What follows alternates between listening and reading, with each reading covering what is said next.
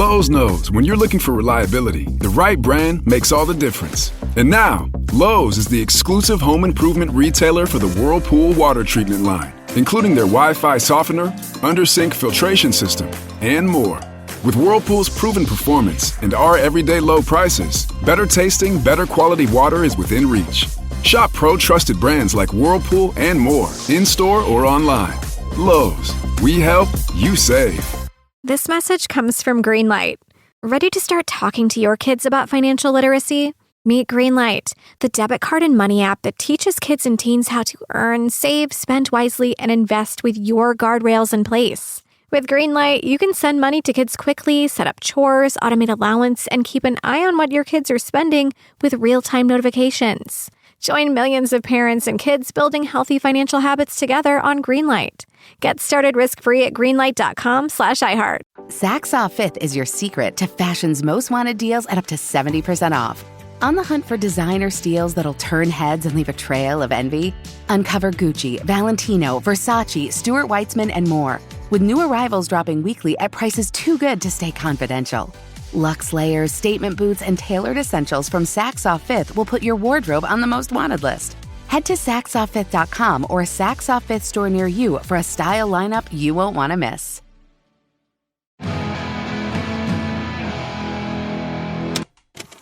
Hello to everybody throwing 6-year-olds into the roller derby. It's Beautiful Anonymous. 1 hour, 1 phone call, no names, no holds barred. I'd rather go one-on-one. I think it'll be more fun, and I'll get to know you, and you'll get to know me. Hi, everybody. Chris Gethard here. If you don't like a big, long intro, man, I get it. Skip about 8 minutes ahead. That'll put you right towards the call. Enjoy it.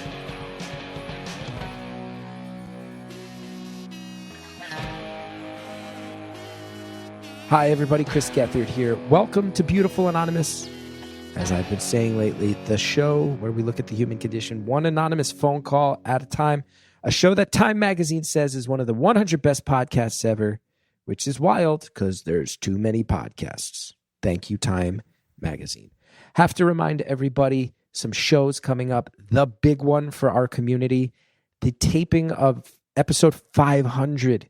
We are coming up on episode 500. It is next month. I'm hoping people come out to my beloved home state of New Jersey, Friday, October 17th at Smod Castle Cinema. This is an independent movie theater owned by the one and only Kevin Smith. I've done shows there before. It is such a great time, such a great vibe. Atlantic Highlands, New Jersey is such a charming town with a cool little mini downtown with good restaurants. You could go down to Asbury Park beforehand, get yourself a dinner if you want to go down to the hipster hub, maybe play some pinball at the Silver Ball Museum, and then you come up to Smod Castle Cinemas, 7 p.m., Beautiful Anonymous, episode 500. We want to make that a community event, and I'm hoping everybody grabs tickets. For my people in the New York area, the next That Show, which is the variety show I've been hosting since January, which is going really great. It's clear that I've become basically kind of like the old uncle of New York alternative comedy, and this show is one where I get to do my stuff and also platform a lot of the younger artists who come up to me and say things like, I used to watch your public access show when I was 11 years old. That's literally a thing that people say to me, and they are now artists I like in New York City. It's crazy. The next one is on September 24th. It's got a really fantastic lineup.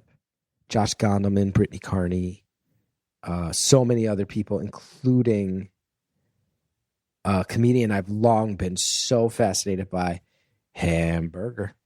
A lot of people know there's like constant references in pop culture to the fact that there's a comedian that says the word hamburger throughout his set. He's a real guy. We got him. He's super awesome. And I want to celebrate Hamburger being on stage, showing my audience the magic of this guy who's become a actual cultural reference. Like they mention him on Saturday Night Live and Family Guy, and some people don't even understand he's a real guy. Tickets for that in the New York area. You can come in person. elsewhere, you can stream it live, and the show's always a great time with music and comedy and all kinds of good stuff. That's on September 24th. punchup.live/Chris Gethard for tickets to all of those. Thank you so much. I also wanted to let everybody know some big news on my end. My special, which is called A Father and the Son, it's coming out on video for the first time. You may have heard the audio a while back, but the video is out. We're actually in this window. I'll be full disclosure, September 22nd. It'll be free on YouTube, but if you want to see it before then and support in the process, you can pay a couple bucks to get early access. I'm really proud of it. There's a lot of jokes and stories in there. And then also I just talk a lot about how when my kid was born, a lot of things about my dad made more sense. And it's emo and the type of thing that the internet hates, but Beautiful Anonymous fans love. So if you want to go support it, the easiest way is the link is in all of my bios on Instagram and TikTok and Blue Sky. So thank you so much to everybody who checks out A Father and the Son. I also have to say I was in the Facebook group and a few things came up. One is that in last week's bonus content, we really got into it in terms of, not just in terms of kind of speaking about Israel and Gaza, but also me talking about why I feel like it hasn't come up on the show so much. And a lot of people in the Facebook group were really encouraging and really said they were kind of always wondering why this hasn't come up more on the show. And I kind of explained a little bit of my perspective. And if you're not behind the paywall, some of it was, there was a fear that Andrea and I both had a red flag at a certain point that there were some people reaching out who maybe had been mandated to almost reach out from a sort of propaganda sense. And it made us both just kind of feel very weird.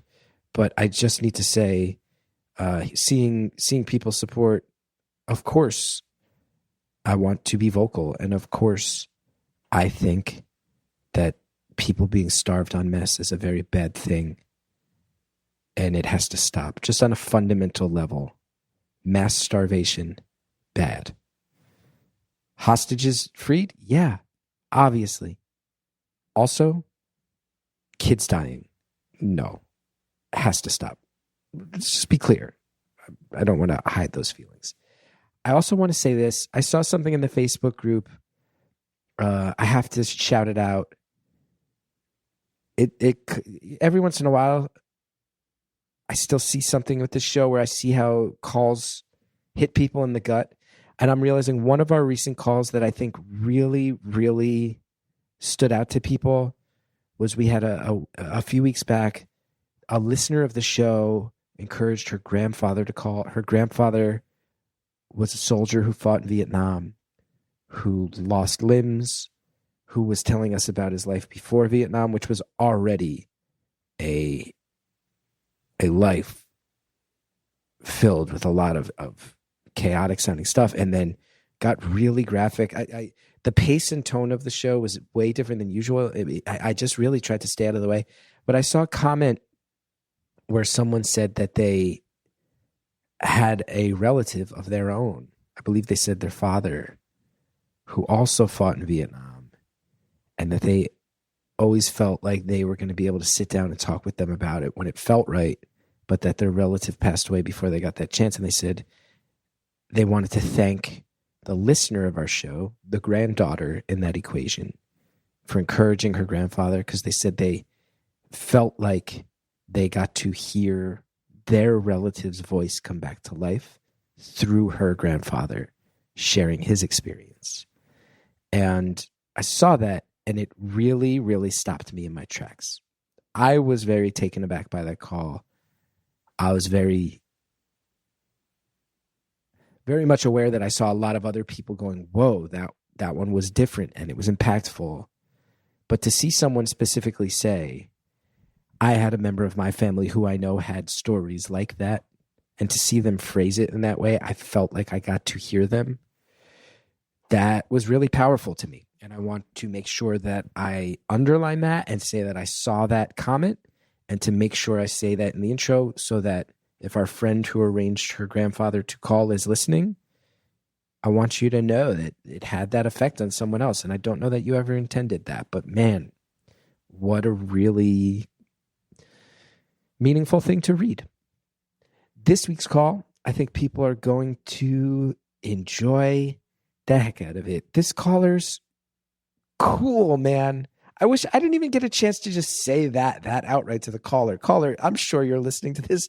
I think you're cool. Our caller is a professor. Our caller is someone who has a backstory with a lot of ridiculous stories. Caller is someone who currently participates in some non-professorial things that are very much non-professorial. And our caller is someone whose life was really, really greatly affected by their child's life experience. It goes in about half a dozen different directions, and all of them are interesting. Some of them are funny. Some of them really make you think. And I mean, we're going from modern psychology to roller derby to animals to AI to kids transitioning. I mean, all in an hour, and all delivered by someone as smart as a college professor, and then someone as personable as this caller. It's really great. I think you're going to enjoy it. If you want even more time with this caller, beautifulanonymous.com. You can sign up for about 20 extra minutes with every caller, and your episodes become ad-free if you do it. And there's even more incentives if you go check it out at beautifulanonymous.com. In the meantime, enjoy this call. Thank you for calling Beautiful Anonymous. A beeping noise will indicate when you are on the show with the host. Hello? Hello? Hello. How are you? I'm doing well. How are you? I'm okay. A little stressed out, but I can already tell. Oh, no. Yeah, it's all good though, but I was just going to say, I can already kind of tell from your energy that this is going to be one of the better parts of my stressful day. So I'm psyched to be talking to you. Oh, I hope so. Yeah. But also, I hope your day gets less stressful as well. Like, thanks. I'm just out walking my dog, so that puts me in a really calm frame of mind. So yeah. Apologies for any background noise. We're walking around the neighborhood. Yeah, that's okay. That's okay. Oh, yeah. As a fellow dog owner, I get it. And longtime listeners to the show know that I'm not thrilled to be a dog owner. Never a thing I signed up for. But we generally restrict. We usually put our dog talk behind the paywall, honestly. Got you. Well, I can save that for another time if you want. But I'll say, I have him because I have a background. My father was a zoologist. Whoa. And he worked as a zoo curator. Whoa. So I grew up with all kinds of animals, both in our house and just spending all my time at the zoo. So as an adult, you can't have a wild animal as a pet. That's not fair. But I get dogs are my substitute. What was the most? I have to have something. What was the most unusual animal you kept in your house growing up? Since I was born, we had a couple baby mandrills for a while. Mandrills are those baboons with the red and blue faces. Those things look intimidating. They were babies, which is why we had them, because the zoo had gotten them, but they were too young to go into the zoo yet. So my parents got to take care of them. That was wild because they can open, they've got hands, right? So wherever you put them, they don't stay. They're just going to go wherever they want. They'll open doors. One day I walked into the bathroom and one of them was swinging from the shower curtain, just having a great old time. So, yeah. About how old were they when you cleared them out? Oh, I don't know. I was pretty young myself. They were, I think, a few months old. We had them just for a couple months. Okay. Because I think of the footage of those adult mandrills with those colorful faces, but they kind of Yeah, I wouldn't want those in my house. They sit with their shoulders up and they got real glares. They'll really glare at you. They'll stare you down. Yeah. That would be scary. Well, and a lot of it is like a lot of animals, it's body language, right? And where you like gaze is sort of how they communicate. So I think growing up with a lot of them, like I learned if you're dealing with primates, you never look them in the eye because that's a threat. So I have all these weird, like little factoids about animals stuck in my head that are totally useless. But I grew up having to know them. Wow. But, yeah. I think my father had a tiger cub at one point, but that was before I was born. So I don't remember that one at all. Listen, he's a zoologist, so it's different. But there is a trend. Obviously, people have seen Tiger King. There was also a famous case in New Jersey years ago, the tiger lady who kept tigers. And a bunch of them got loose in Jackson, New Jersey. Very Jersey thing to just have, well, your neighbor owns a bunch of tigers and now they're rampaging through the suburban neighborhood. So your dad's a zoologist. That's a little different. But these people who want to own tigers as pets, when that doesn't end it ends really not well. Yeah, it does not go well. Well, and my father, back in the 1960s, he worked to help enact some of the laws that prevent that from being allowed, just because it's not in the best interest of the people or the animals. Yeah. In that situation. But mostly we had otters because he studied otters. So I grew up with otters in this house. Now, otters, there's kind of a dialogue about otters out there that we all love them and think they're cute. Oh, yeah. And they are. They swim on their backs. They have a cute vibe that humans do. Humans sort of humanize them in a way where we're emotionally attached. But I've also heard that they can be extraordinarily territorial and violent animals. It depends on the species. So the ones that people often think of, like on their backs, those are the sea otters. And they are, like, especially, they can be really brutal to each other. But, like, that's only one species of, I think, oh gosh, there's debate in the otter community as to how many species there are, believe it or not. I think it's only like 13 or 16. And all the rest of them are river otters. And river otters are very different, and they don't do that. So they're actually pretty friendly. Some of them are sort of communal, like they live in family groups, like the small clawed otters in Asia. And others will just live in pairs, but they don't do that. So it's the sea otters. The sea otters are the ones. River otters get a bad rap because people don't distinguish between them. I got to jump. I'm a very good listener. I try to be an active listener, especially on this show. I have to flag that you did just say the words, there's a lot of debate in the otter community. Oh, yes. Yeah. You'd be shocked. It's academics, right? Anytime you get into academics, everybody has their own turf that they're defending. And so it can get quite a brutal. It was one of the things that my father was involved in. That's why I know about it, but I don't really like to be involved in it. Now, you clearly know a lot about animals just from the way you grew up. Do you work with animals today as well? No, just my dogs. I am actually a university professor. I teach psychology. I have a PhD in psychology. And I've done some like animal behavior work for like research, but that's not my main thing. I think I was saying in the call before that I'm not a therapist. I just want to be really clear. I have no background in counseling at all. And because when people hear psychologists, they're always wanting to tell me all of their troubles and like get my advice on how to fix stuff. And I am just like, I empathize. I can give you empathy. You and me both. But I really don't know. Welcome to Beautiful Anonymous. I don't know anything about it. You want to host this show for 9 years? You want to go ahead and host this goddamn show for 9 years? Become the world's untrained therapist? Become the world's number one completely, admittedly unqualified therapist to anyone who owns a phone? Welcome. Welcome. I thought you were supposed to be my therapist today, though, right? Yeah, apparently. Anyone who's ever been attacked by a raccoon can call you on the phone and you have to talk them through the emotional fallout of that, apparently. And that's your job for 9 years? And you I never can help intended tell you how that. to trap them if they're in your attic. You can. You still know a lot about animals, huh? I do.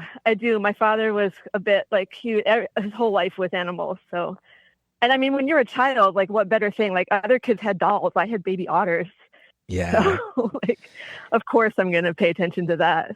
And you have a PhD. Yeah. You're a smarty pants in your own right. So I'm sure you're someone that when information goes in, you know how to catalog it in your brain and hang on to it and whatnot. I try. It depends.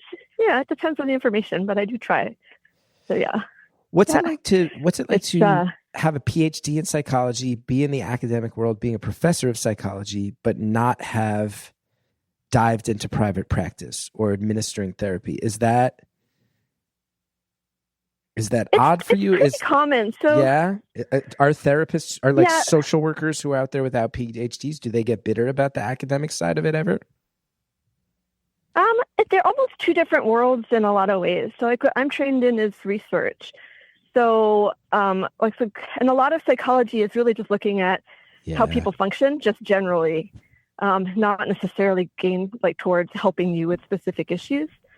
And then the therapists take that research and then figure out how to apply it to help people. So it's sort of like a 1-2 process. I love that. And I'm on the other end of it. So it's an ecosystem where these worlds are complementary. And I know, obviously, in no world am I trying to claim experience I don't have, but I do nonprofit work now where I build artist workshops for Laughing Together, which is part of a larger mental health organization. And I know all the clinicians who help me build the curriculums, they are so nerdy about the research, the research. Here's new research. Here's the new research on art therapy, drama therapy. One of the big ones happening right now is like children's independence. At what age can kids start having, kids used to have more agency over their own decisions and actions at an earlier age than they do right now. Is that good? Is that bad? Yeah.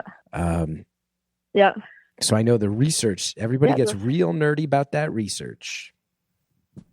Yeah. And I mean, you have to really love it to do it. So, because it's time consuming, it's frustrating, but like the people who do it, we do it because like we couldn't imagine not doing it. So, yeah, that's the part. But I do a lot of teaching. Like the job I have right now is actually mostly teaching, which I really love doing. It's something really rewarding to me about like just helping people learn and get them excited about things. And I've been doing it for over 30 years. So I better like it over 30 years. Yeah. So I taught my first class in 1994. This means you've been teaching long enough, and I would love to hear you speak to this. When you were first teaching in the field of psychology, the idea of psychology, therapy, medications was still extraordinarily stigmatized. And going back that far, in a lot of communities, even demonized. And I have to imagine that the types of students you're getting and the dialogue surrounding the purpose of studying psychology or the application of psychology, or even what word am I trying to think of? The viability of it as a career has probably really, really changed for you and your students over 30 years. Oh, for sure. I mean, just the student baseline knowledge of these things. Like it used to be they knew nothing about it, right? Because no one talked about it. And now, like I have students coming into my class. This is the first week of classes, and I had an intro insight class yesterday. A student came up afterwards to talk to me about dissociative disorders because they are like really, really interested in them and learning more about them. And I'm like, how did you ever even heard of those? Like, it's not a common thing. So yeah, the baseline knowledge and also the acceptance has changed a lot. Like I can take for granted that students these days just accept and assume that, everyone's got their stuff. And it's your responsibility to just accept that stuff and recognize that it's okay, as opposed to try to, hide it or stigmatize it in any way. Is definitely a difference there. I wonder too. There's a difference too in. Oh, please. Sorry? No, finish that thought. I want to get nerdy as hell about this stuff. As I say, there's also a difference too, like a really marked difference in understanding of gender. That's probably the biggest change that I've seen is students, like I've started a few years ago now, like on the first day, I'll make name tags so I can try to learn everybody's name. And I have them put their pronouns. And they just do this without even thinking. But if I had done that like 10 years ago, they would have looked at me like I had two heads. Right. Yeah. It's just become a normal thing for them. So, yeah. Is that something it's very different? But is that something that you have embraced in recent years, or as someone teaching psychology, is gender something that you're looking at it predating kind of the current dialogue, which has become politicized and kind of a trend to talk about? Yeah. Definitely predating. I have two children who are both grown up now, and one of them is transgender. So I knew nothing about any of this until my child at age 7 came to me and was like, "Mom, I need to talk to you about something." And luckily, being in psychology, like I had the resources to know where to go to find the information that I needed in order to help understand it. And was able to then also advocate for my child because I had the confidence in talking to all the various therapists and medical professionals that you need to go to. But yeah, that was my own journey. And that was, oh gosh, how old is my child now? That was 12, 13 years ago. It was a while ago. So, and that completely changed me as a person, was learning how to help support and advocate for my child. And it taught me a lot of really important life lessons. Like I reached a point where I just stopped caring about other people's judgments, right? Like, if that's fine, you can judge me. That's your choice, not my choice, right? Which I had to do in order to be able to be strong enough, like to help my child. So, yeah, it was an interesting journey. I have noticed, as a 45-year-old guy who's a dad now, it's been an interesting stretch for me because I came out of a comedy scene that was like this, modeled after independent music, the alternative comedy scene. This is where the hip people are. I was 19 when I started as part of it, and then grew up and became an older statesman of it, and then became kind of an old guy and had to realize, oh, you can't really run with the young kids anymore. And this is a hip scene. And part of hipness is youth. Hipness is tied to youth. And, that was a pill I had to swallow. But I will say, I have noticed that younger generations, first thing I have to say as a comedian is I feel so bad that my community has made it so much harder for your kids' community. Comedians need to stop. I never need to hear another joke about the trans community from a comedian again. They have often just been pointed in vicious directions that go beyond the bounds of decency, which jokes should not. B, we've all heard them before, so if you're still making them now, you are hacky. Yes. You are hacky. We don't violate that rule for any other thing except trans jokes as comedians. I've noticed this.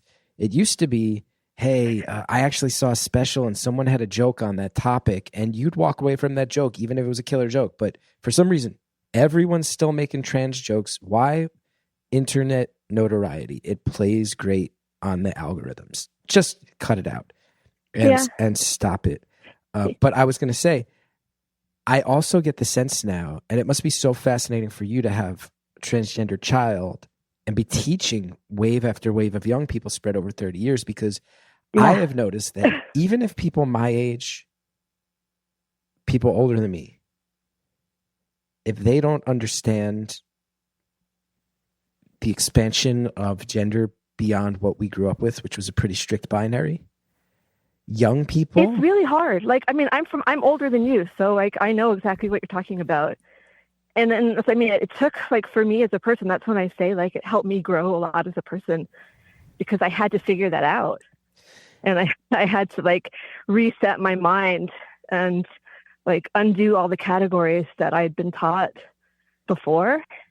It's not easy. And, you know, when it comes to the comedy, it's an evolution of, right? Like, I think give it time.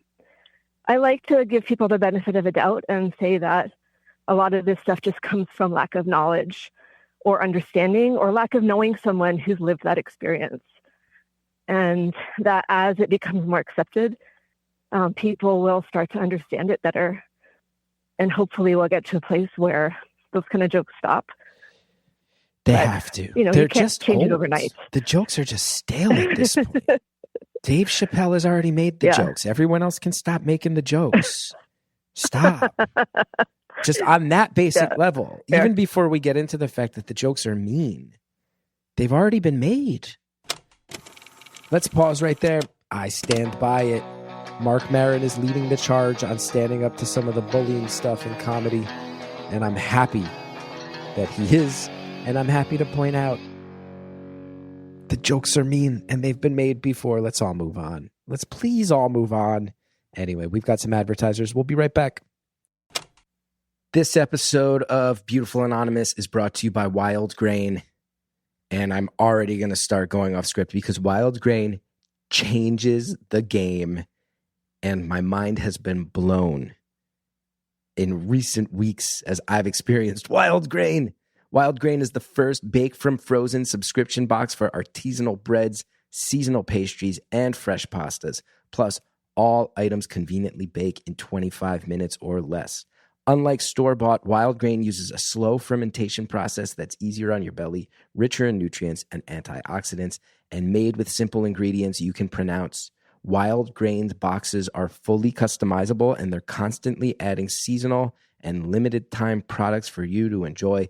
In addition to their classic box, they now feature a gluten-free box and plant-based box. I just did the Wild Grain thing for the first time, and I'm losing my mind, everybody. I'm still making my way through the best loaf of sourdough bread I've ever had. It's got figs in it, dried cranberries. Cal's friends came over, and it was the last week of summer. These kids start knocking at the door at 8 a.m. 8 a.m. Killian and his older brother are coming over, Cal's best friend. These kids are all here. I'm going, you guys have breakfast yet? They go, no. I bust out these Belgian waffles from Wild Grain with the maple flavor baked into it already, and they lost their minds. And guess what? I said I was making biscuits, and Killian goes, I don't like biscuits. But then I made the pumpkin cinnamon biscuits with the icing that Wild Grain sent over, and all the children lost their minds. I had butternut squash ravioli for dinner last night, and it was the best. Everything's fresh. Everything's quality. It's easy to make.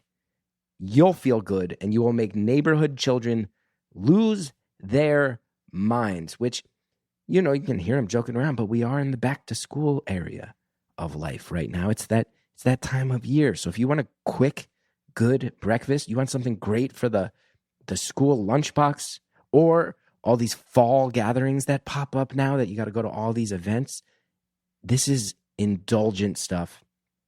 It's so good. They make it so easy. You all can hear how genuine I'm being. My mind has been blown. I feel like the world has been opened up to me now that I've been a part of the Wild Grain experience. This fall, treat yourself and your loved ones to warm sourdough breads and seasonal baked goods from Wild Grain. Rumor has it they have apple cider donuts, and I can vouch for that because I baked them for children, and then I ate half of them myself, and they were so good. They've also got pumpkin cinnamon biscuits. Go get them before these seasonal items sell out. For a limited time, Wild Grain is offering our listeners $30 off the first box, plus free croissants in every box when you go to wildgrain.com/beautiful to start your subscription. You heard me. Free croissants every box and $30 off your first box when you go to wildgrain.com/beautiful. That's wildgrain.com/beautiful, or you can use the promo code beautiful at checkout. Don't miss their seasonal products. You guys can hear it in my voice. If you sign up for this one, you will have absolutely no regrets. This company is the best. Audible's romance collection has something to satisfy every side of you.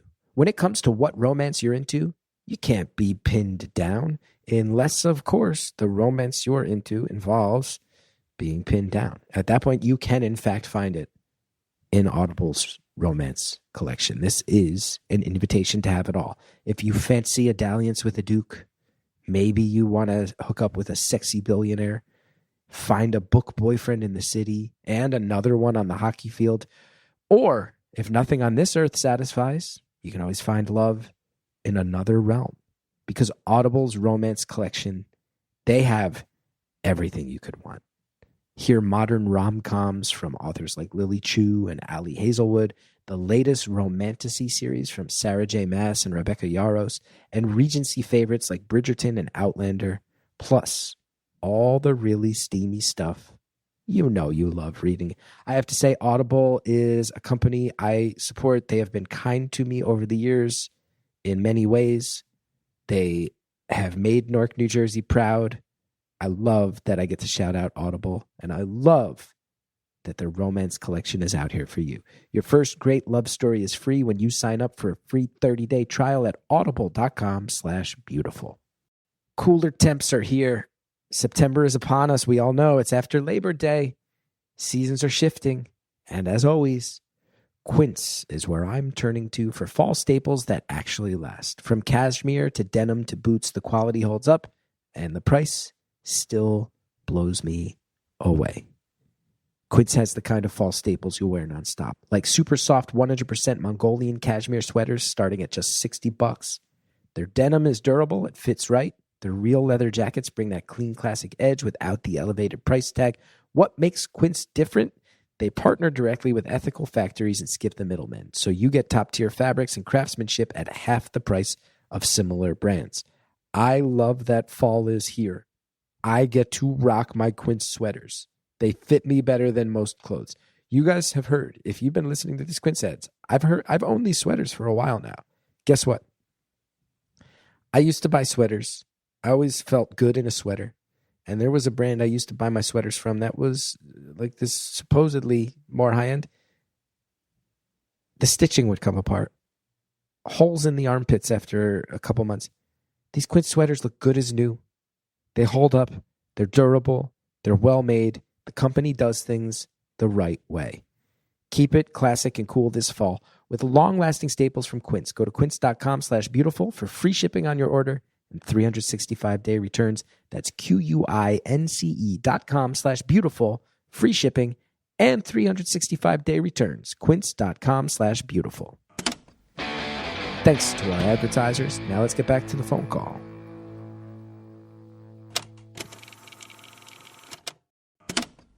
Just on that basic level, even before we get into the fact that the jokes are mean, they've already been made. Yeah. But I just want to say, young people now, I get the sense their conversation with gender is when those of us who are older start going like, oh, they, them, this, I might get canceled if I don't ask your pronouns.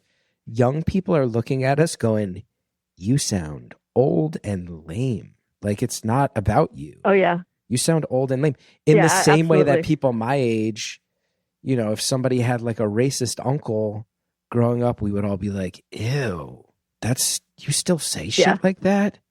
Let that go. Yeah. Back in the 80s, early 90s, it'd be like racism. We'd be like, oh, you think that's funny?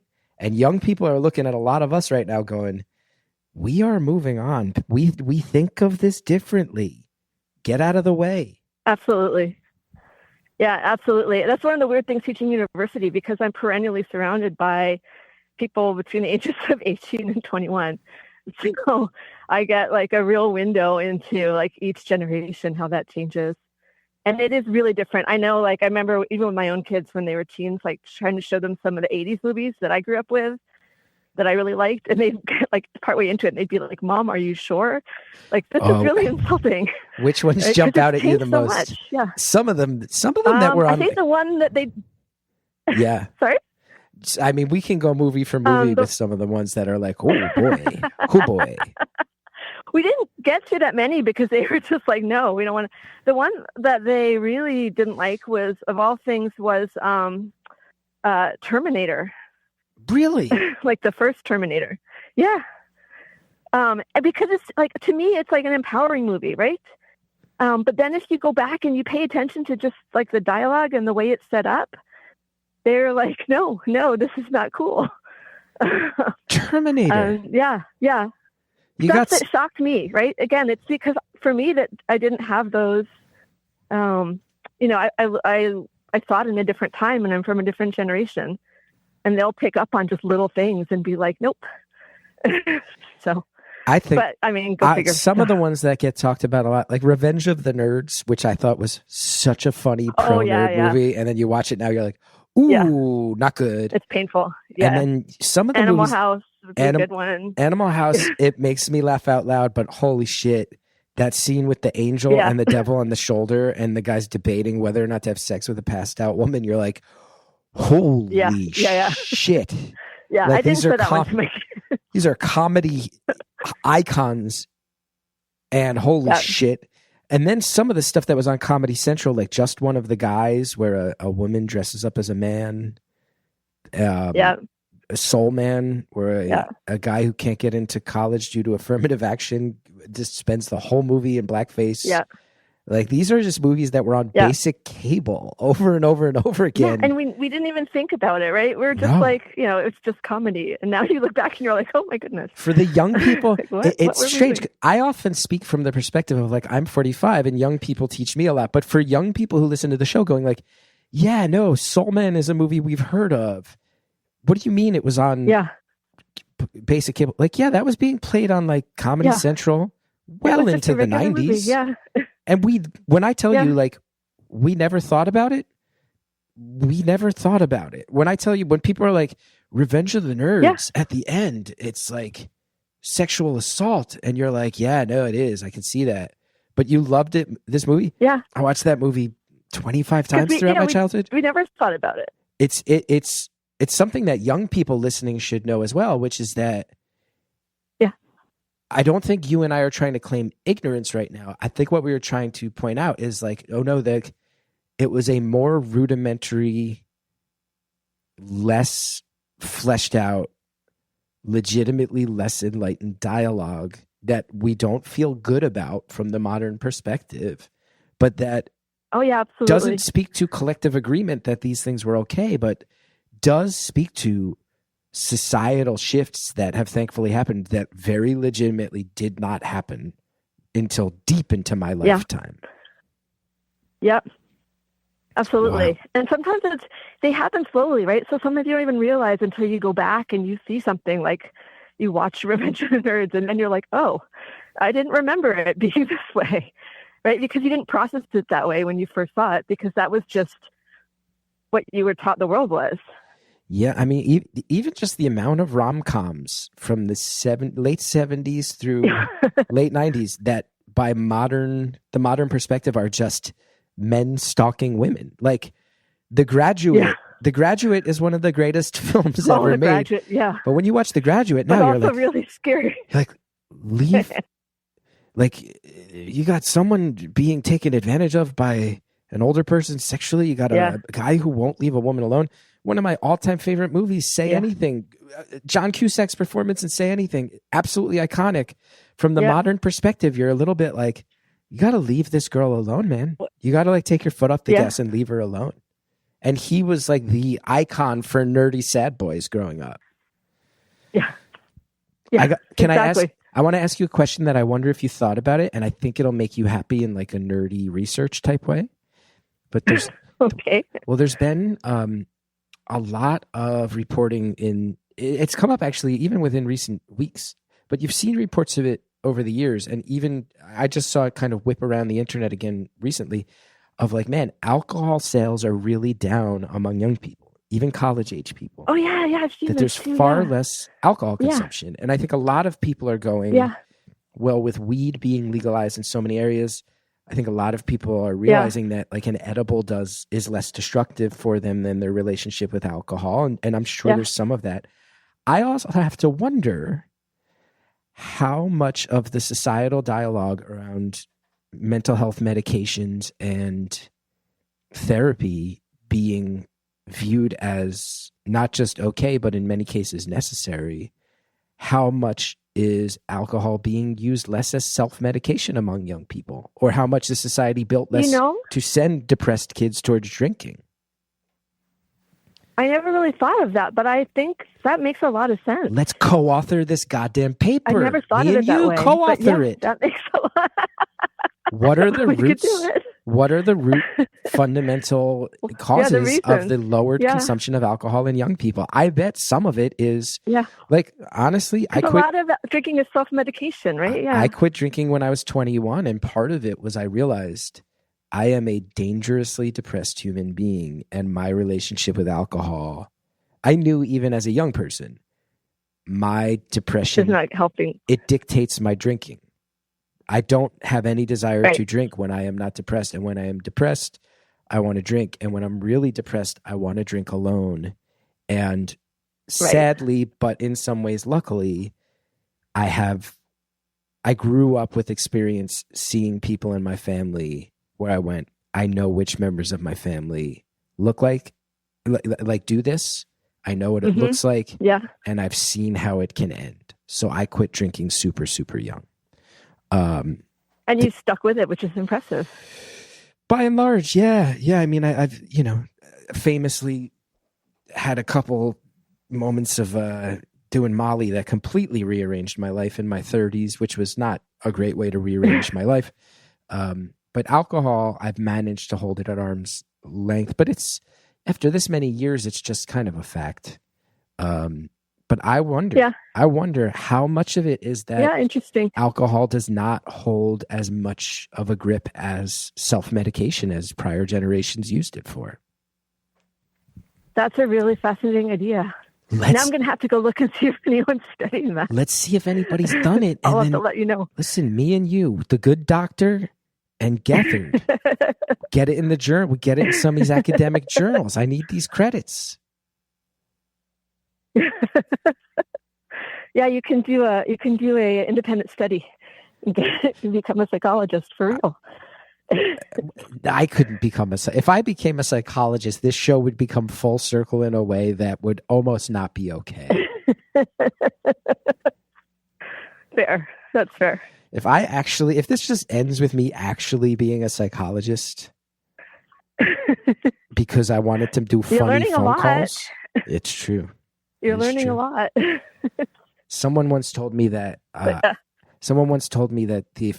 This show. What did they say on the show? That I was pretty much already. Was it a sociologist? No. People remember. Social work.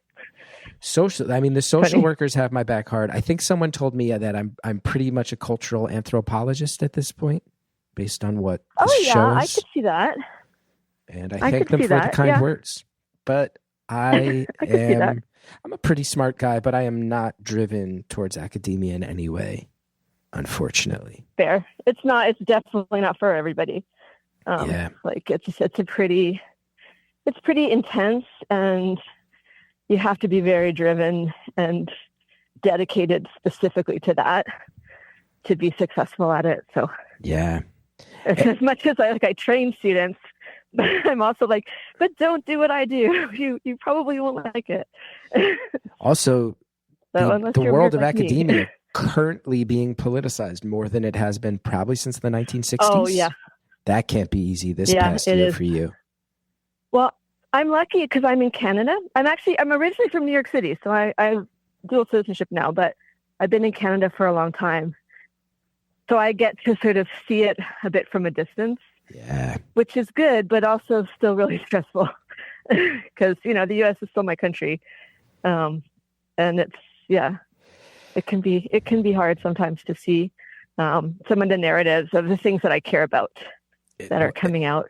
What a very unique perspective to be just on the other side of one border going, well, I mean, everyone in academia, whether whether to follow their research, or is it like everybody looks towards Harvard on some level? If you're in academia, you stay abreast of what Harvard's up to, whether it's because they're doing cool shit or whether because you present the counterpoints to the elites. I imagine there's all sorts of stuff, but when you see Harvard getting messed with like this, anyone in academia might go, it's terrifying. Whoa, this is weird. Yeah. Because if anyone's able to stand up to it, it's them. And if they can't, then you're like, oh no, like nobody's gonna be able to do it. Yeah. So it can be scary. They came out of the gate, but I'm relatively safe. Real quick.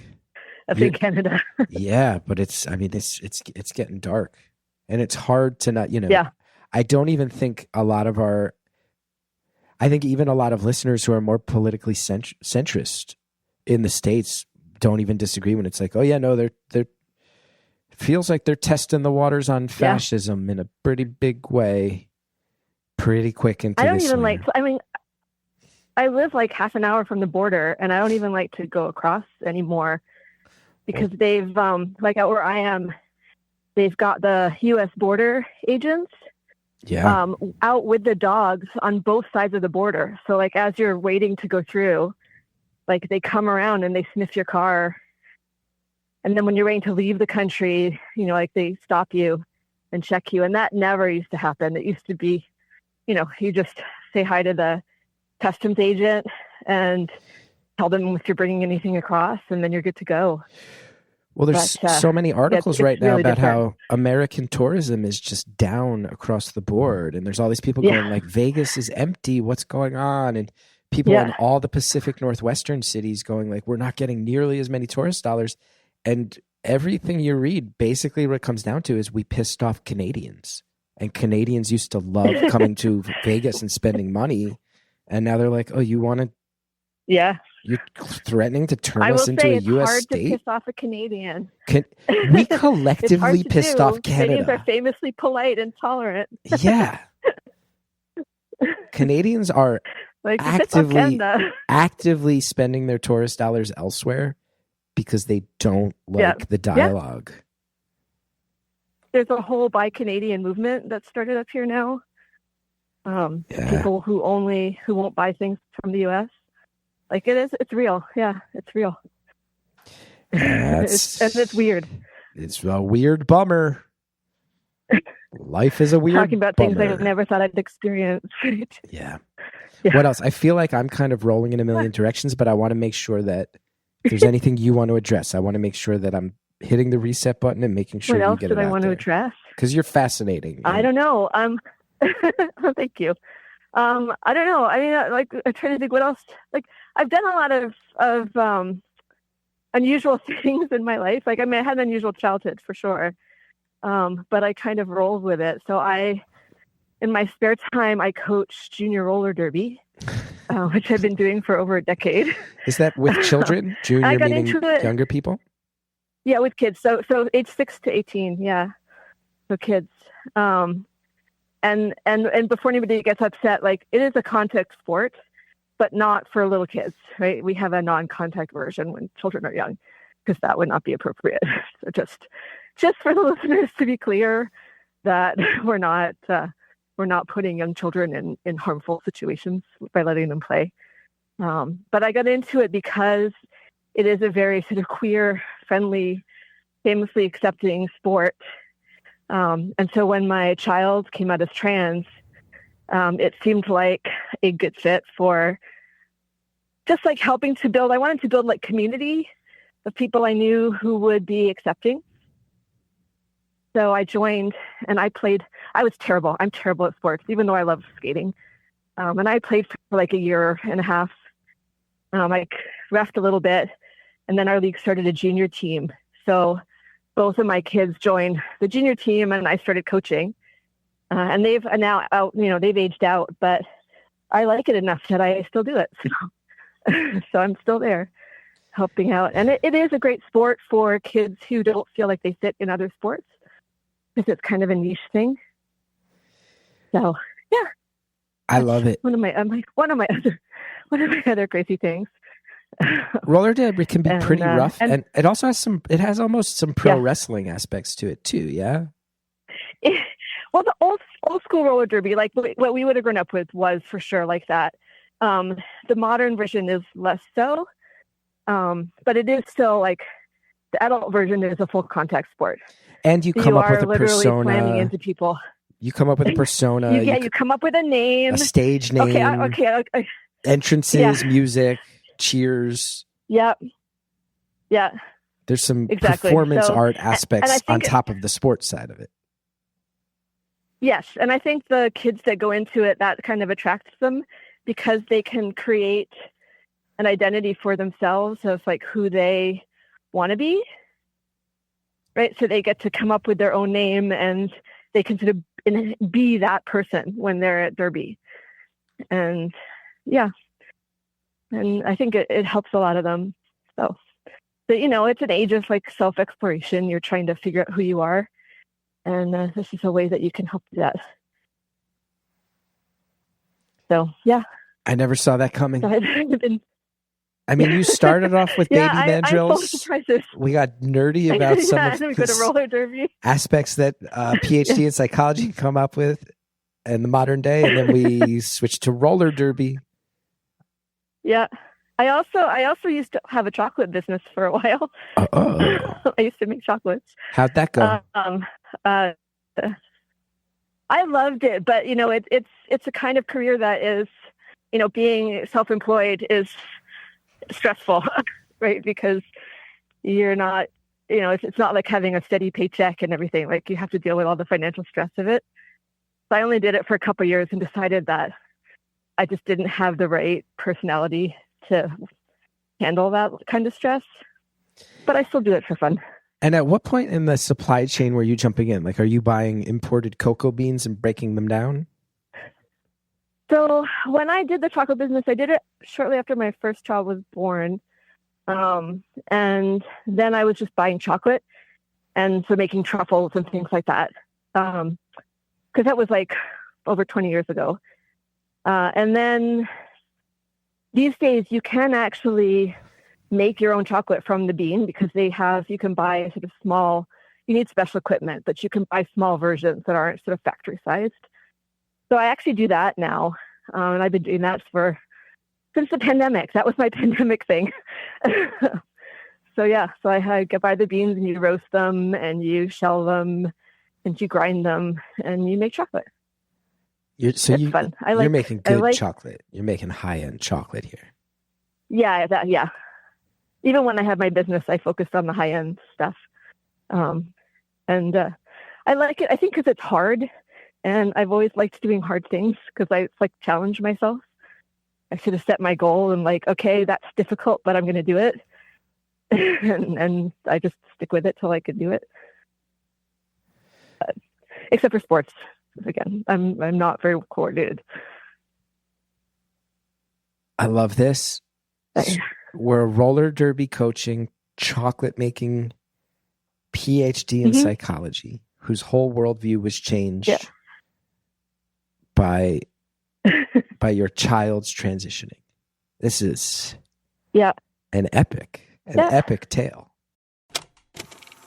Let's pause right there at that little summation. So we got more on the way. But first, we have advertisers.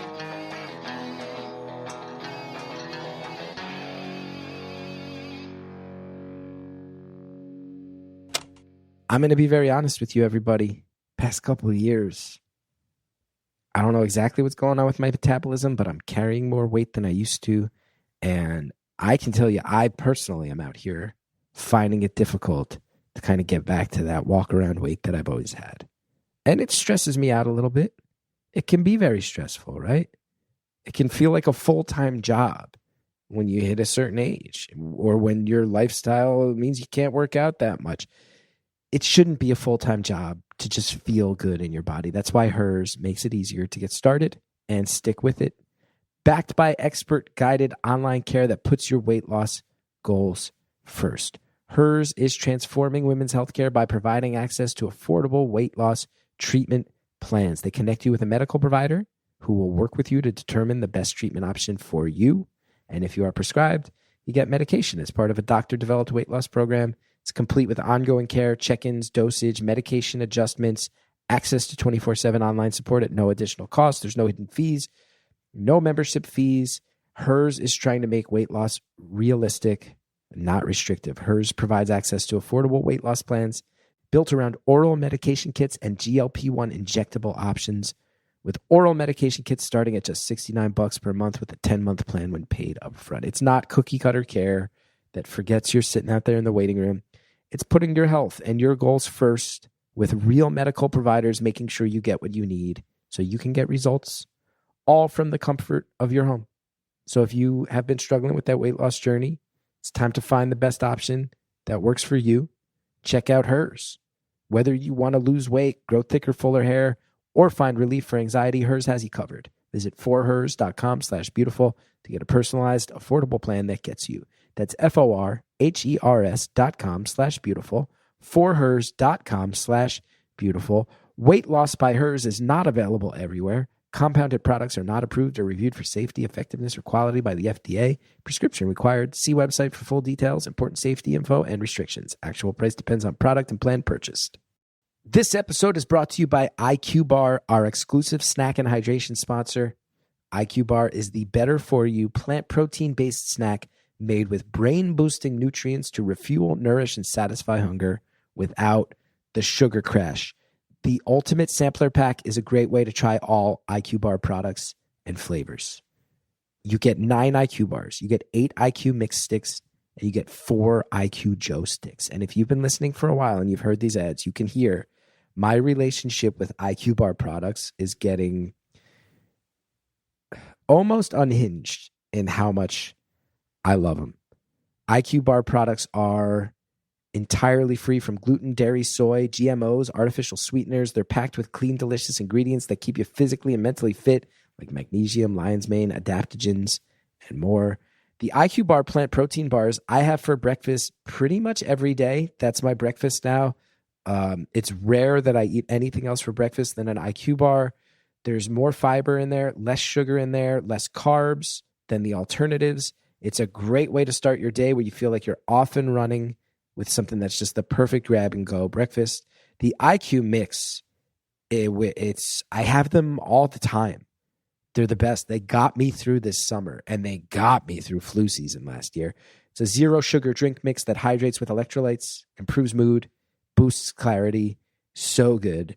The flavors are great, and I personally drink them pretty much every day. IQ Joe, my wife, could not be more obsessed with. She calls them coffee sticks. IQ Joe is a jitter-free instant coffee packed with 200 milligrams of natural caffeine. There's 4 different flavors. They're better than any brewed coffee. There's plenty of flavor combos to choose from across IQBAR products. We got mint chocolate chip protein bars, blueberry pomegranate hydration mixes, toasted hazelnut coffee. There's limited edition flavors, seasonal flavors. With over 20,000 5-star reviews and counting, more people than ever are fueling their busy lifestyles with IQBAR's brain and body boosting bars, hydration mixes, and mushroom coffees. Their ultimate sampler pack includes all 3. You've heard throughout this entire ad that I would say at this point, strangely obsessed with IQ Mix. I have IQ bars every day. My wife not only loves IQ Joe, I've realized that if she sleeps in longer than me, I can heat up some water and make an IQ Joe and bring it to bedside, and I score major points. And this is not like I'm sitting here spending minutes trying to remember how the coffee machine works. I just whip it up, and I start the day with major points because she loves it, and she loves her coffee sticks, and she feels love from me. So win points with your loved ones via IQ Joe. And right now, IQBAR is offering our special podcast listeners 20% off all IQBAR products, including the sampler pack, plus free shipping. To get your 20% off, text BEAUTIFUL to 64,000. Text BEAUTIFUL to 64,000. That's BEAUTIFUL to 64000. Message and data rates may apply. See terms for details. Thanks to all our advertisers. Now let's finish off the phone call.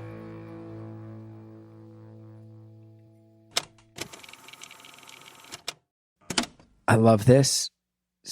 We're a roller derby coaching, chocolate making PhD in psychology whose whole worldview was changed by your child's transitioning. This is an epic tale. Thank you. I just feel like it's an odd combination of things to have for sure. But I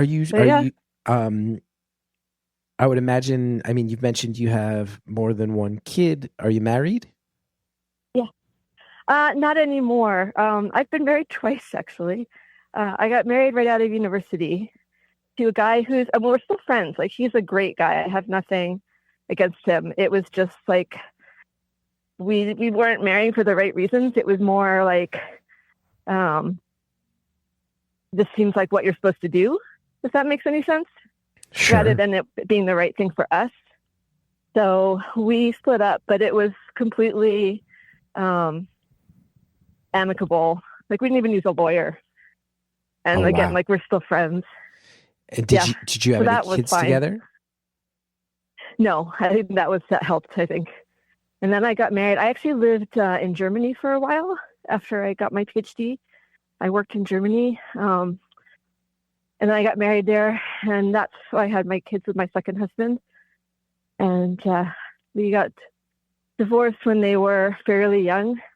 There were some issues that I don't necessarily want to talk about. Yeah, sure. In this call. But so for most of their childhoods, we were split. So and their father lives in a different city.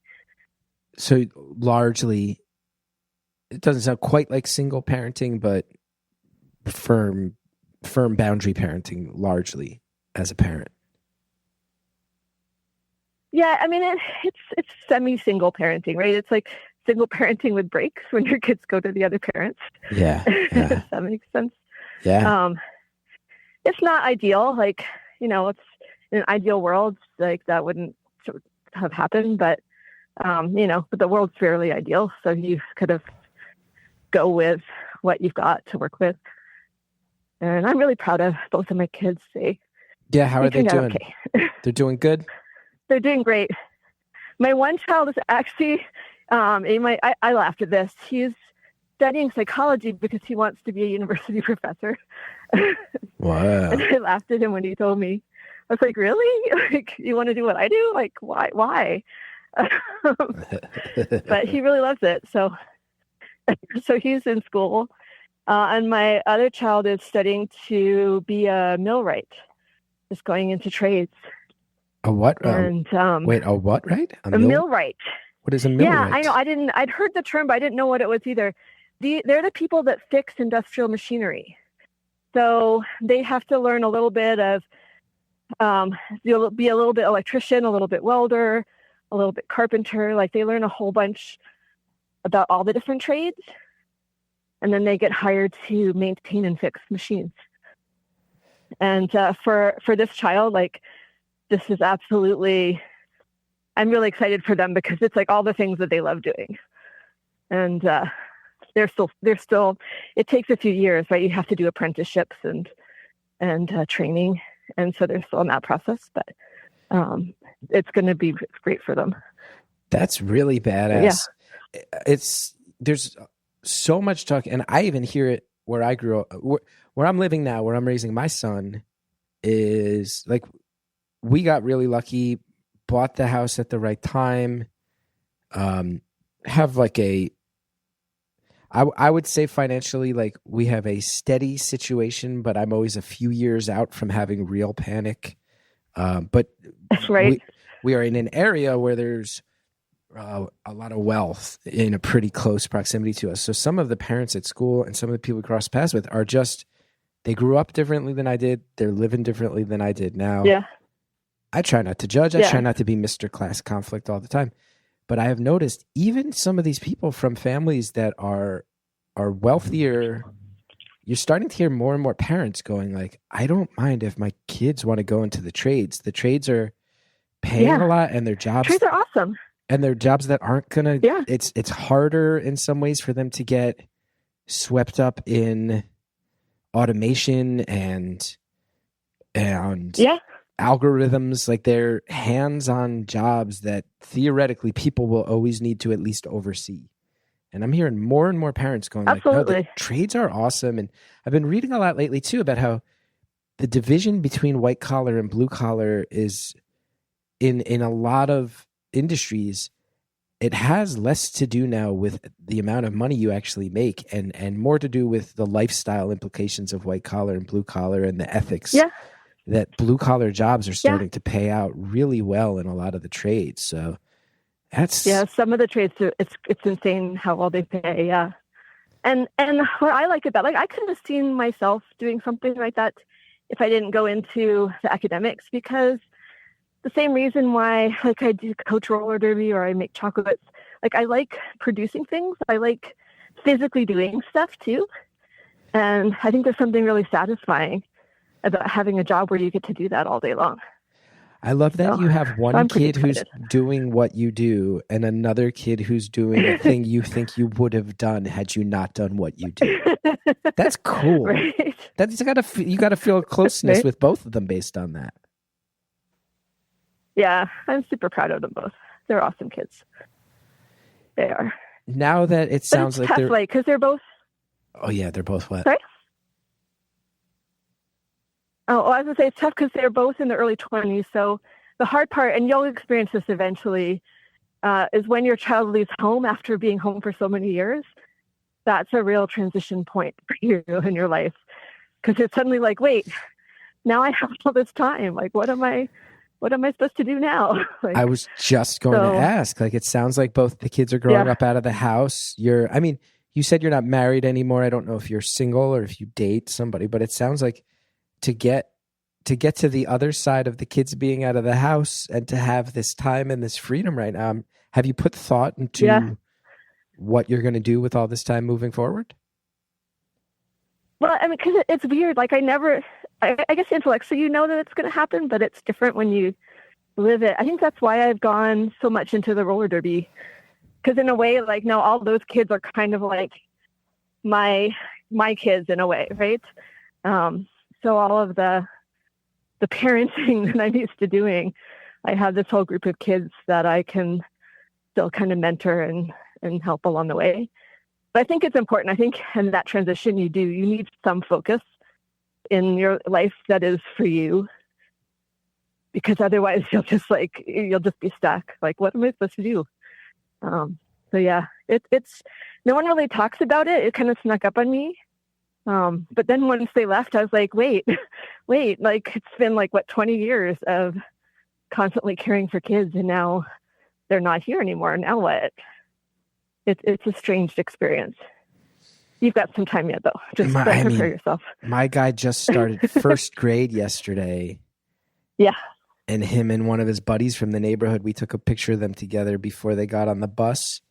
And the four parents, we were texting the picture around, and I'm going, these guys were in diapers 10 minutes ago. What is happening? They look like, now they look like little shrunken men. They look like tiny little men. When did this happen? It goes fast. It's fast and slow at the same time, right? There's like moments where you're just in that moment and it feels like it's going to last forever. And then moments like that where you have a picture and you look at this and you're like, wait, when did this happen? Yeah. That's what parenting is. Oh, it stresses me out. Don't be stressed. Me out. It's fun. It's like the most rewarding thing. And like now I can look back on all of those times and moments and, and really kind of enjoy having gone on that journey with my kids as they grew up. So, yeah. And I mean, obviously still enjoy what's happening with them now. I just don't see it as often because they don't live at home anymore. I do also get the sense that one of the things about parenting that is not vocalized enough is that in general, it's kind of like sort of like the American stock market. Like there's ups and downs, but in general, it keeps going up. In general, it just keeps getting more fun. Say. Yeah, it does. And it gets very different, right? Like, because each different age, like your parenting has to adapt to like the age that your child's at. And I mean, you would see that, right? Like with your first grader, it's a different experience interacting than when he was like 2, right? And so that just keeps changing. And it's a lot of fun actually to see watch them grow up and see the changes. I love it. It's really rewarding. What's the research in psychology right now that kind of blows your mind the most, whether you agree with it or not? What's going on in the trends in psychology where you're like, here's the next thing that people are going to be like, yo, what? Well, I don't know if this would blow anybody's mind, but it's the one that I'm currently obsessed with. If that's good, hopefully that's good enough.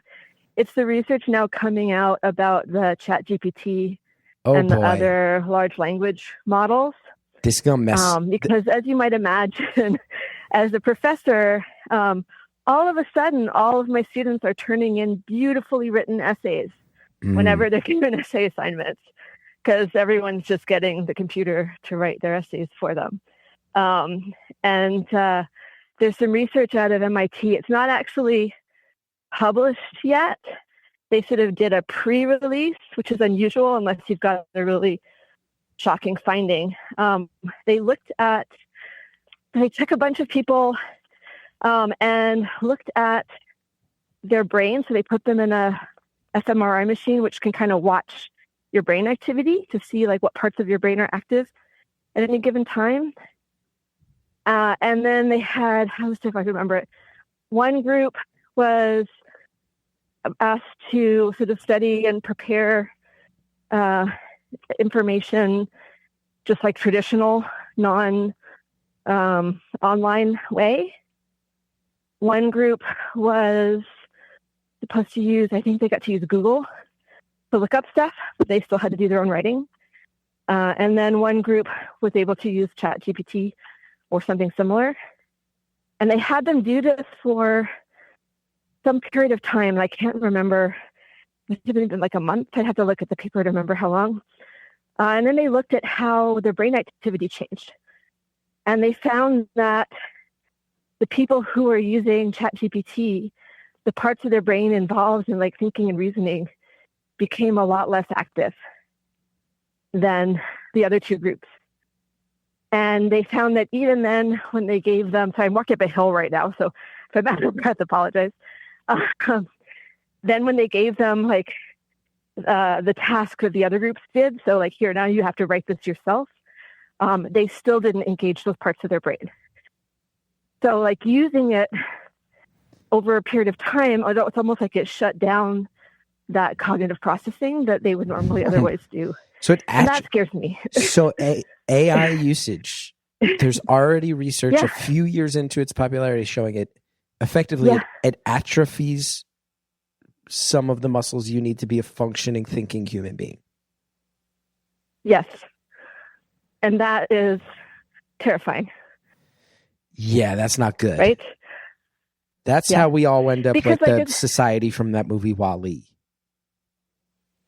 Yeah, right? Actually, I had that exact same thought. And you're same thought when I you're saw a professor who reads this stuff, and you're not histrionic, and you're not reading this for fun. You're reading it and consuming it and putting thought into it. And the people like you are going, okay, so this AI stuff turns off part of what makes your critical humans thinking human. skills. Yeah, because like reading. Goodness. So like, what happens if you get ChatGPT to write an essay or a paragraph? You're going to read it and you're looking to edit it, right?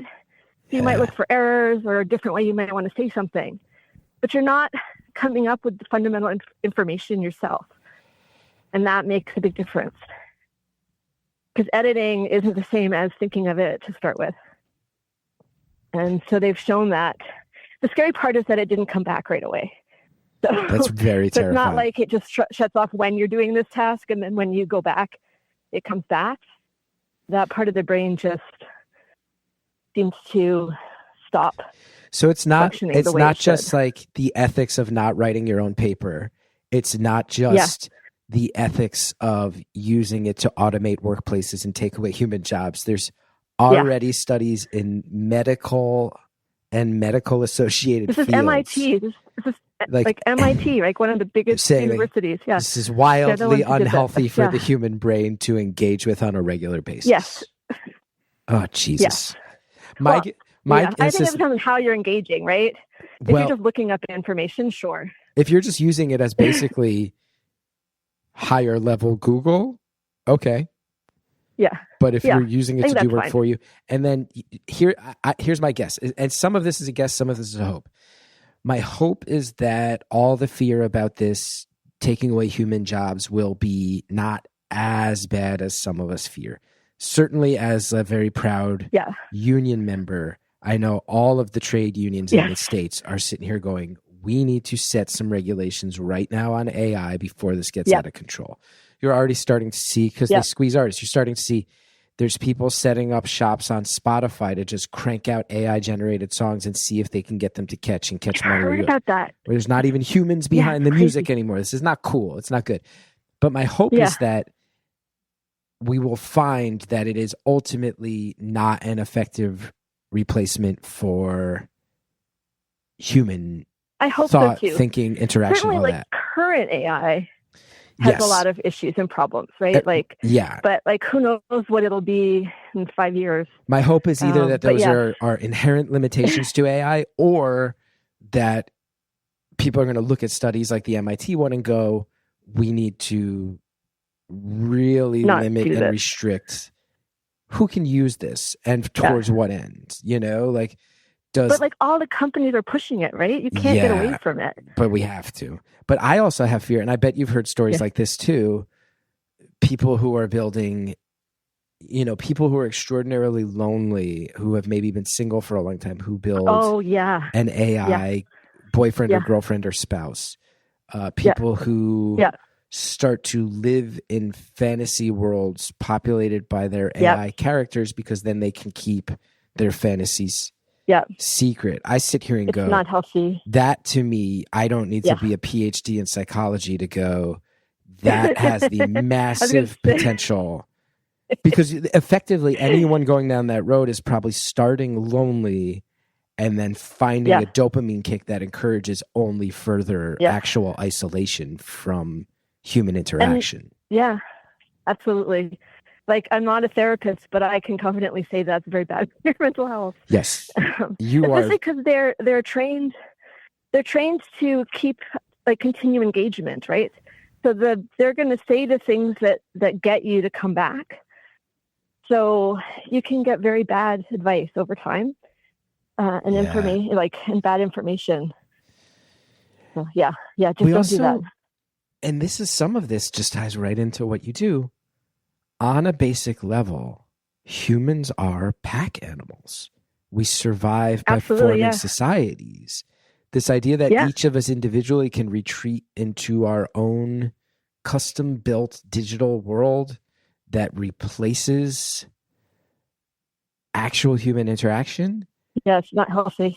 Not healthy. Evolution for the existence of humanity has proven coming together with other people allows you to survive and thrive. Being pulled apart from other people. We can't survive alone. You look at people. Can't. Look at people in prison who get put into solitary confinement. It does not take long for it to start to actually break down their mental acuity. I think I used that word correctly. I feel smarter than I am right now using that word. But absolutely. You look and you go, you're absolutely right. Like, that's why it's a punishment. Yeah, and why it's very often considered torture. When it's very considered torture, you see some of these people who decide to be hermits and wander off into the woods and live for decades, and then they come back out, and you see footage or read up on people, and you go, they are. It's like watching a computer that's glitching at startup. Like they can no longer input with other people. We can't fall in love with this technology that everyone's told, it's going to be this massive shortcut to all these things in your life, when it's also pointing us all in directions that make us glitchy, disconnected oddballs with each other. Yeah. And I don't want to say it's not, it does have its uses. I don't want to say, no, this is a terrible thing. But it's a tool. It has to be a tool. Something you have to be cautious. It's a tool. and you need to be cautious how you use it, right? Like, it has good sides and it has bad sides. I can tell you, okay, so this is my own personal, like, sort of conspiracy theory that I worry about with the chatbots, because of course the people who run them, right? Like, you can put parameters on them to manipulate what they're able to say, right? Like, ChatGPT won't say anything that's racist, for example, right? They have it set so that it's not just saying anything. And if you look at, say, what's happened to something like Google over the time, where you remember when you go to Google and put in your search term and it would just give you exactly what you asked? Mm-hmm. And then now you get all these sponsored stuff, and it can take a while to find the right link. Yeah. I mean, what's to stop them from doing that with the chats, right? If it's going to bring more money to a company, you could start manipulating what it tells you about and what it doesn't, to, like, draw you to the things that make that company more money. That's my conspiracy theory. But that's another thing that makes me anxious about them. Right. Like, the people in control of them, like, do I trust them? I'm not sure that I do. So. Right. At some point, everything gets monetized. So once you become completely dependent on AI for your life to function, and then all of a sudden it becomes sponsored. Then they can do whatever they want. Yeah. It becomes sponsored by some reprehensible company, or they start using it to dictate your political thought. And by the way, the actual physical parts of your brain that know how to critically think have atrophied. Because you've been using it too much. Yeah. Right? Woof. It's like, it's dystopia. Then I told you that I was going to cheer you up. Yeah. Sorry about that. No, you told me, I told you I was stressed out. And then for about 52 minutes, you actually had me feeling really, my synapses were firing. I felt so connected. You and I had some laughs, some fascinating stuff. And then the last 8 minutes, you basically convinced me that the world is headed to a completely disconnected dystopia. That wasn't But cool. we don't have to go there. See, that's the positive side. It's being aware of what could happen that can allow you to take the steps you need to avoid it. Well, listen, right? our time is up. What a note to end on. Let's go behind the paywall. Can we pep things up again, please? Can we please? What do you think? Can you hang out for the 5 questions? And maybe we try to focus on stuff that isn't, this is why young people don't like Terminator. This is why they don't like Terminator, because you tell them things like this. Yeah, probably.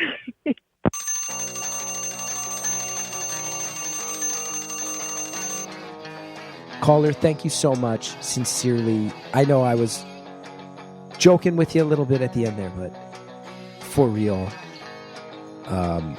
you cheered me up on a stressful day. That was a fascinating call, and I love your vibe. Thank you for calling. And thank you to Andrea Quinn, our producer. Thank you to Shellshag for our theme music. PunchUp.live if you want to know where I'm performing. We got all kinds of stuff going on. The Beautiful Anonymous 500 episode taping is coming up in October. Grab those tickets. We got a voicemail, 973-306-4676. We're on Instagram, The Beautiful Anonymous Pod. Join the Facebook group to discuss the episodes with super chill, kind people. Thanks so much, everybody.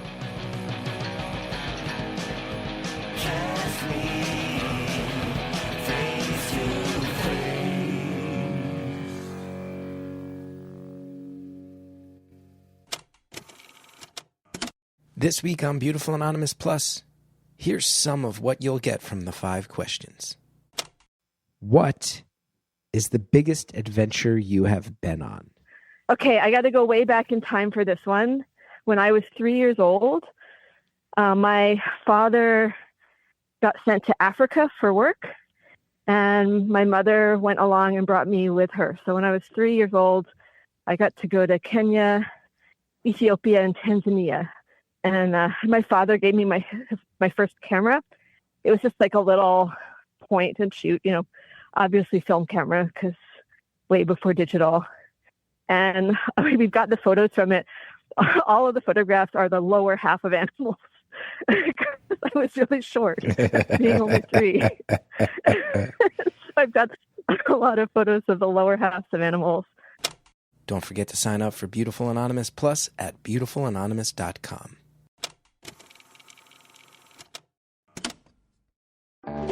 It's easy to know you want to make a change in your life, but it is hard to actually do it. How to Be a Better Human from TED is a podcast for when self-help feels too daunting or just not for you. I'm Chris Duffy, the host of How to Be a Better Human, and trust me, I do not have it all figured out. But join me as I talk to experts about actually attainable ways we can try to improve our lives. Whether it's facing fears, setting boundaries, cleaning your house, or all sorts of other topics. Find How to Be a Better Human wherever you get your podcasts.